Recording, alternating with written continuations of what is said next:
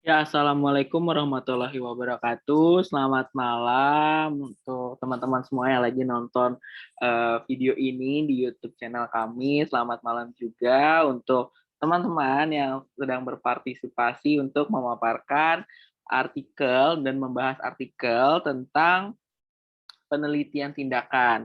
Nah, perkenalkan lagi nih, saya di sini Wahyu Dirgantoro Ramadan sebagai moderator. Lalu saya di sini nggak sendiri, saya ditemani oleh rekan seperjuangan saya, ada Kuvita Hasanatur Rohmah, lalu ada Winarti Sehabudin Putri, lalu selanjutnya ada Maulani Rahmi, yang selanjutnya ada Ferika Rahmawati,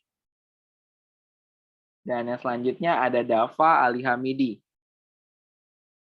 Nah, tanpa berlama-lama lagi nih, saya di sini akan membahas poin yang pertama, yaitu judul ya. Dan judul di artikel ini yaitu meningkatkan motivasi belajar bimbingan konseling siswa kelas 8C melalui bimbingan kelompok semester 1 tahun pelajaran 2015 dan 2016. Nah, yang poin B-nya ini diterbitkan oleh Jime volume nomor 3 nomor 1 di bulan April 2017. Nah, yang poin selanjutnya, poin C dan D akan dijelaskan oleh saudari Kuvita Hasanatur Rohmah. Silakan. Baik, terima kasih Saudara Dirga. Selanjutnya untuk poin C, yaitu peneliti dari penelitian ini adalah Dr. Andes Haji Abdul Hanan, seorang guru BK SMP Negeri 14 Mataram. Adapun poin D, yaitu latar belakang utama riset dari artikel ini adalah realita yang terjadi sekarang ini banyak siswa yang masih membutuhkan bimbingan dan konseling, khususnya di SMP Negeri 14 Mataram. Sebagai contoh, realita yang masih terjadi pada kelas 8C yang dikenal sebagai kelas unggulan, yang mana kelas 8C terdiri atas peserta didik yang tersaring dengan nilai dan kompetensi yang dapat diandalkan. Di samping itu juga sebagai karakter siswa dan siswi yang tentunya berbeda satu dan yang lainnya.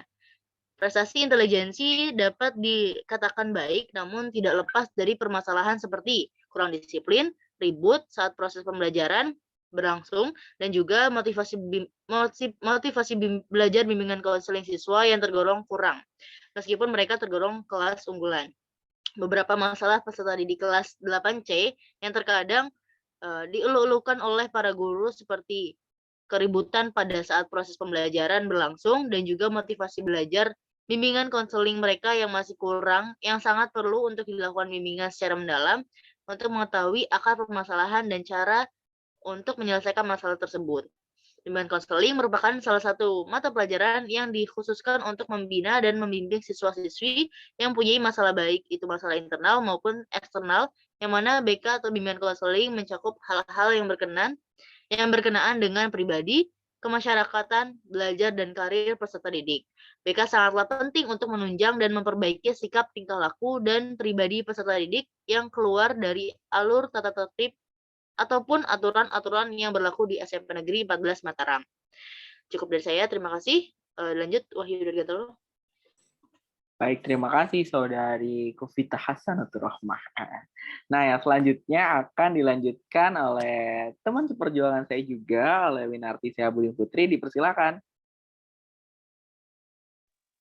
Baik, terima kasih Saudara Dirga.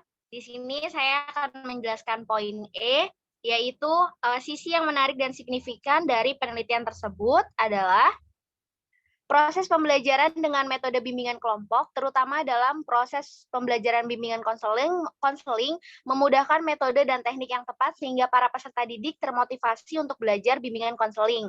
Salah satu pembelajaran yang melibatkan siswa secara langsung adalah dengan menggunakan bimbingan kelompok, sehingga dalam penyampaiannya dapat berjalan dengan baik. Akibatnya, pemahaman dan motivasi siswa terhadap bimbingan konseling diharapkan dapat tercapai atau terlaksana dengan baik. Lalu selanjutnya, poin F, yaitu letak originality atau kebaharuan penelitian tersebut adalah perolehan data hasil penelitian dari siklus 1 sampai siklus 2 dapat dilihat pada paparan data sebagai berikut. Seperti nomor 1, jenis kegiatan, hasil observasi guru. IKA kurang dari 4,0,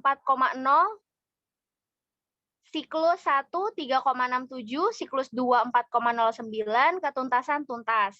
Lalu yang nomor 2, hasil observasi siswa kurang dari 4,0 untuk IKA-nya, siklus 1-nya 3,38, siklus 2-nya 4,14, ketuntasan tuntas.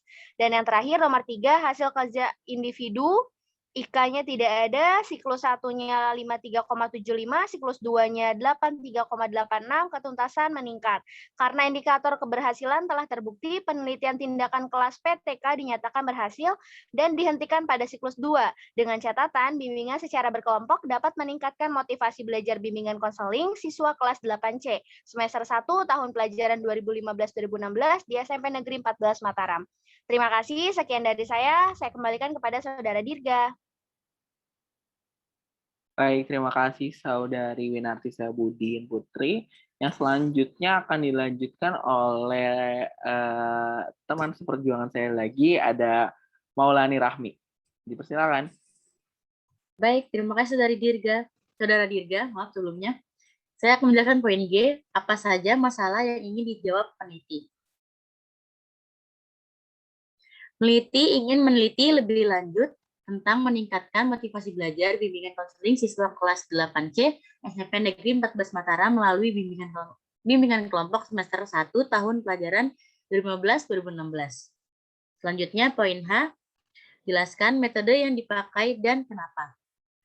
Peneliti menggunakan penelitian tindakan kelas PTK ini bertujuan untuk mengetahui efektivitas pelaksanaan bimbingan konseling dalam meningkatkan motivasi belajar bimbingan konseling siswa kelas 8C SMPN 14 Mataram semester 1. Selanjutnya, saya kembalikan kepada Saudara Dirga.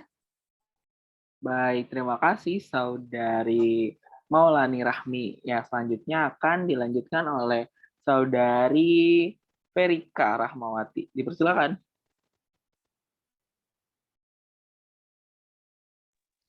Terima kasih Saudara Dirga. Saya akan menjelaskan poin I, di mana desain penelitian ini dalam artikel. Penelitian ini dilakukan sebanyak 2 siklus, masing-masing siklus 2 kali pertemuan yang kegiatannya adalah perencanaan, pelaksanaan tindakan, observasi dan refleksi. Hasil penelitian pada siklus 2, indikator keberhasilan pada penelitian ini telah terbukti. Penelitian ini dianggap telah berhasil dan dihentikan pada siklus 2. Poin J, apakah kesimpulan menjawab semua pertanyaan peneliti di dalam artikel ini? Ya, semua kesimpulan menjawab semua pertanyaan dari peneliti. Terima kasih. Itu penjelasan dari saya kembalikan kepada Saudara Dirga. Baik, terima kasih Saudari Ferika atas penjelasannya. Yang akan kita lanjutkan nih ke poin terakhir, di poin K dan L oleh Saudara Dava Alihamidi. Dipersilakan. Baik, terima kasih dari Saudara Dirga. Poin K, sebutkan masalah apa saja yang masih atau belum diselesaikan dari penelitian di artikel itu tidak ada. Dan poin L, apa tawaran kalian untuk judul-judul penelitian baru yang ada kaitannya dengan variabel di artikel itu, dan kenapa? Yang pertama ada penerapan konselor sebaya dalam mengoptimalkan fungsi layanan bimbingan konseling di sekolah. Selanjutnya, upaya meningkatkan sopan santun berbicara dengan teman sebaya melalui bimbingan kelompok, dan penerapan konseling karir Holland dengan teknik modeling untuk meningkatkan kematangan karir. Selanjutnya, pengaruh penggunaan metode kooperatif window shopping terhadap partisipasi bimbingan konseling klasik. Dan yang terakhir, kompetensi profesional konselor dalam penyelenggaraan penelitian tindakan bimbingan dan konseling. Cukup dari saya kembalikan ke Saudara Dirga. Baik, terima kasih Saudara Dava Alihamidi.